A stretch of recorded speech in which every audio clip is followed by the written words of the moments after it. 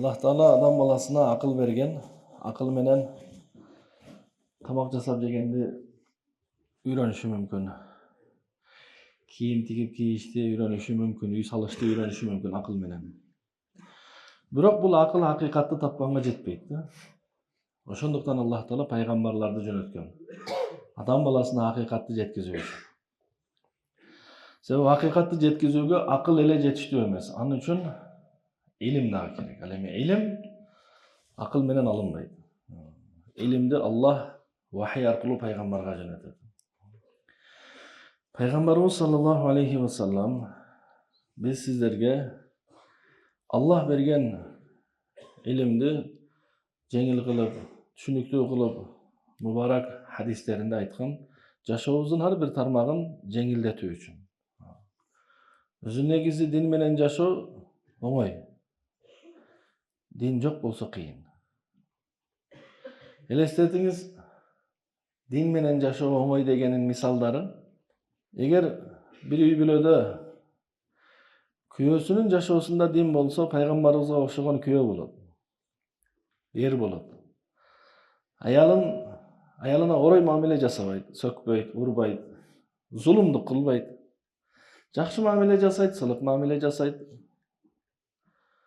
Бул аял үчүн жакшы эмеспи?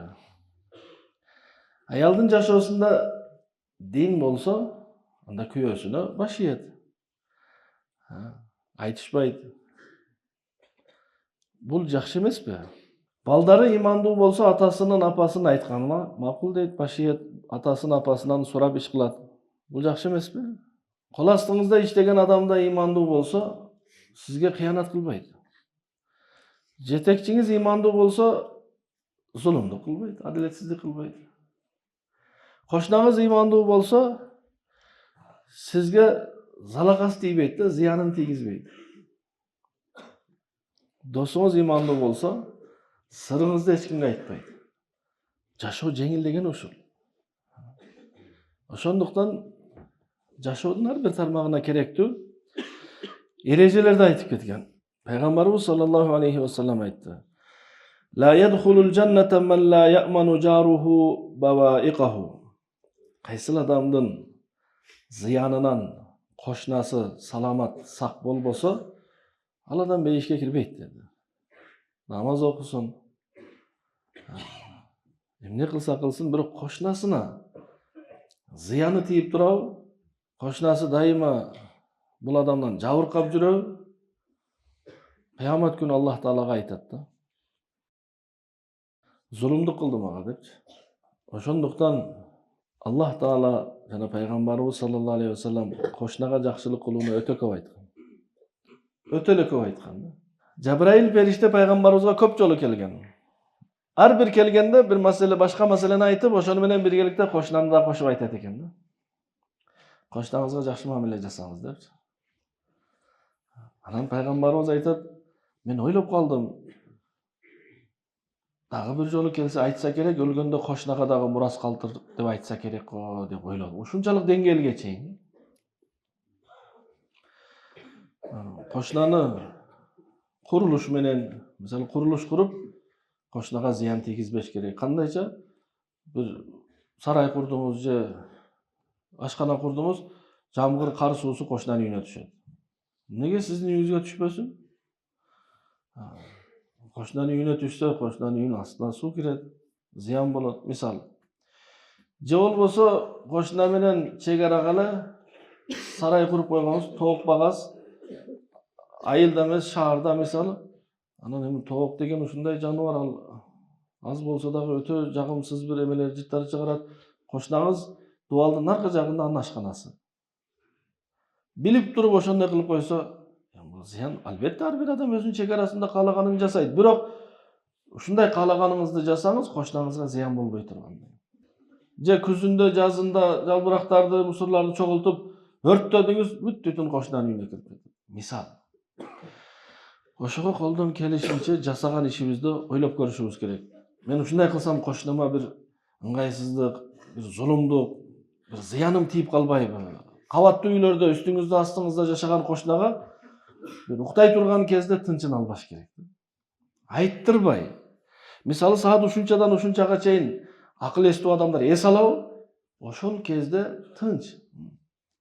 Мүмкүн кошунаңыз бир өтө зарыл бир маанилүү жерде иштейт. Ал эс алыш керек саат 8-9да мисал. А сиз үйүңүздө үнүн бийик кылып бир нерсе коюп угуп жатасыз. Туура өзүңүздүн үйүңүз, бирок кошунага зыян тийип жатат да. Ошондуктан туугандар, Аллахка жана акырет күнүнө ыйман келтирген адам кошунасына жакшылык кылсын деген. Жада калса үйгө тамак кылсаңыз, бир нерсе алып барып берсе, ден соолугун сурап турса, алыскы туугандан жакынкы кошуна жакшы деп бекер айткан эмес аталарыбыз. Бирөө мисалы ооруп калса, алыстагы тууганыңызды чакырсаңыз, ал келгенче бир кадам кошуна чуркап келе калат го. Ошого жакшы мамиледе болуп, кошуналар менен урушпай, талашпай, өчөшпөй, атаандашпай, көрө албастык кылбай, артынан жамандабай, кошуналар менен бир туугандай болуп жашаш керек. Макул, сиздин кошунаңыз түшүнбөйт. Бирок сиз ага өчөшпөңүз. Канчалык жамандык кылса дагы, сиз жамандык кылбаңыз. Жок дегенде, сизде жакшы кошунаңыз жокпу? Кошунаңыздын жакшы кошунасы болсун да. Бир күн эмес, бир күн ал дагы акыл эске келип калар. Кошунаңыз мусулман эмес болсо да айырмасы жок. Ал сиздин кошунаңыз. Мусулман эмес, мусулман айырмасы жок. Жакшы мамиле кылуу милдеттүү. Тынчыны албай, эс ала турган кезде бир стройка ремонт кылбай, өзгөчө жаңы курулуп аткан үйлөрдө түнкү саат 12-де бирөө дубалынан мык кагып атат же дрель иштетип жатат. Мисал айтып. Анан кошуна келип бир жаш балдар уктап жатат десе, биз эртең коноктосот элек ошого кичине ремонт кылып бүтүрүп алалы. Ошондуктан туугандар, кошуналарга зыяныбыз тийбеш керек. Себеби өтө маанилүү нерсе. Шариатта кошунанын акысы ушунчалык көп, үйдү сата турган болсоңуз, биринчи кошуналардан уруксат алып, анан сатыш керек. Сиздер албайт белеңиздер, мен үйдү сатат элем. Биз алабыз.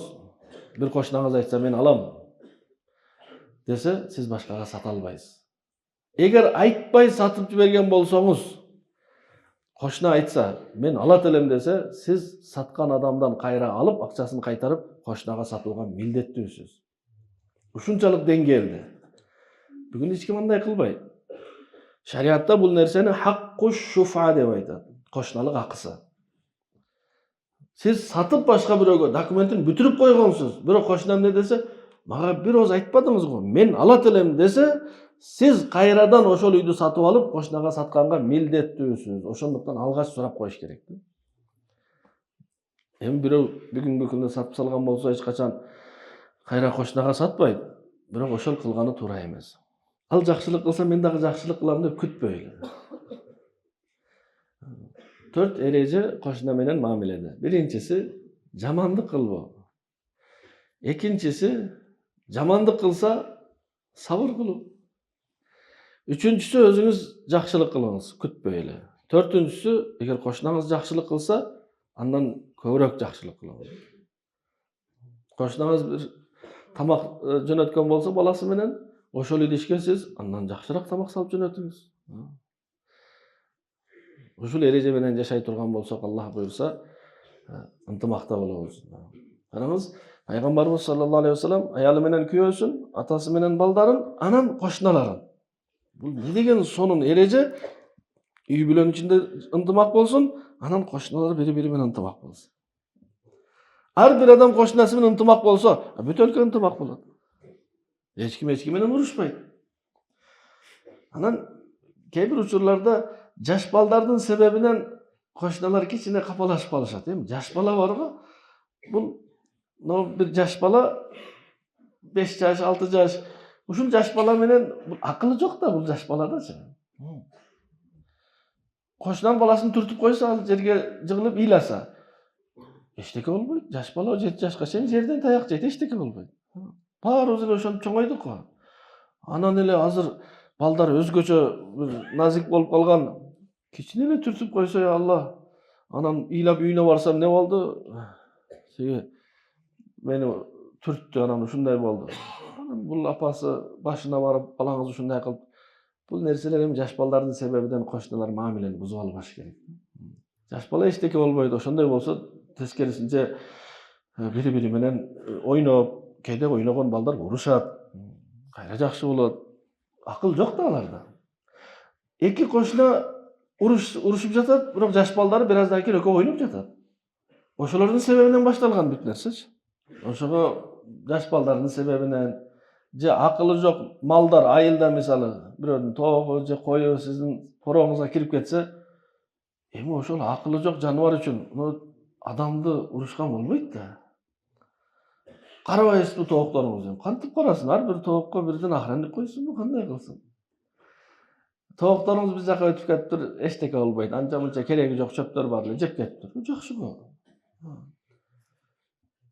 Ошондуктан колдон келишинче жакшылыгыбызды кошунабызга чыгарышыбыз керек болгондор.